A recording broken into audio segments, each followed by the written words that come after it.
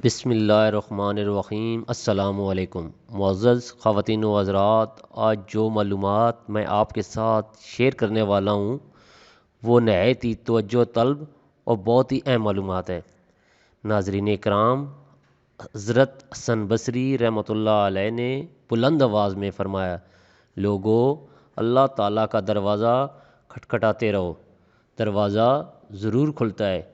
ایک بڑھیا نے سنا تو بولی، اے حسن کیا اللہ تعالیٰ کا دروازہ بند بھی ہوتا ہے؟ حضرت حسن بصری رحمۃ اللہ علیہ یہ بات سن کر غش کھا کر گر پڑے اور فرمایا، اے اللہ پاک، یہ بڑھیا تجھے مجھ سے زیادہ جانتی ہے۔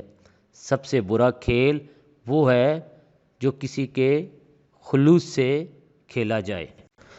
اللہ جب بہترین سے نوازتا ہے تو پہلے بدترین سے گزارتا ہے۔ اگر آدمی کی نیت درست ہو اور وہ کوشش شروع کر دے تو اللہ تعالیٰ کی مدد آ جایا کرتی ہے۔ میں نے بندگی کا طریقہ پرندوں سے سیکھا، جن کے گھونسلے طوفانی راتوں میں تباہ ہو جاتے ہیں، مگر صبح ہوتی ہی وہ شکایتوں کی بجائے اللہ سبحانہ و تعالیٰ کی حمد و ثنا میں مصروف ہو جاتے ہیں۔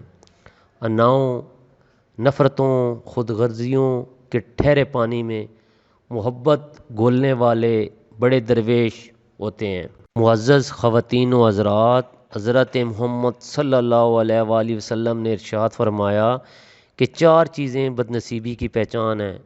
آنکھوں کا خشک ہونا، یعنی کہ اللہ کے خوف سے کسی بھی وقت بھی آنسو نہ ٹپکے۔ دل کا سخت ہونا، یعنی کہ آخرت کے لیے یا کسی دوسرے کے لیے کسی بھی وقت نرم نہ پڑے۔ امیدوں کا لمبا ہونا اور دنیا کی لالچ۔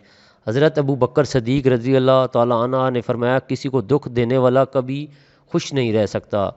حضرت عمر فاروق رضی اللہ تعالیٰ عنہ نے فرمایا، کسی کی بے بسی پر مت ہنسو، کل یہ وقت تم پر بھی آ سکتا ہے۔ حضرت عثمان غنی رضی اللہ تعالیٰ عنہ نے فرمایا، کسی کی آنکھ تمہاری وجہ سے غم نہ ہو، کیونکہ تمہیں اس کے ہر آنسو کا قرض چکانا ہوگا۔ حضرت علی رضی اللہ عنہ شیر خدا نے فرمایا، مظلوم اور نمازی کی آہ سے ڈرو، کیونکہ آہ کسی کی بھی ہو عرش کو چیر کر اللہ کے پاس جاتی ہے۔ ہوائیں موسموں کا رخ بدل سکتی ہیں اور دعائیں مصیبتوں کا۔ کچھ باتوں کا جواب صرف خاموشی ہوتی ہے، اور خاموشی بہت خوبصورت جواب ہے۔ امید کرتا ہوں آپ کو یہ ویڈیو ضرور پسند آئی ہوگی۔ دعاؤں میں یاد رکھے گا، اور جن بھائیوں نے میرے چینل کو سبسکرائب نہیں کیا سبسکرائب کر لیں اور دوستوں کے ساتھ ضرور شیئر کریں۔ اوکے، اللہ حافظ۔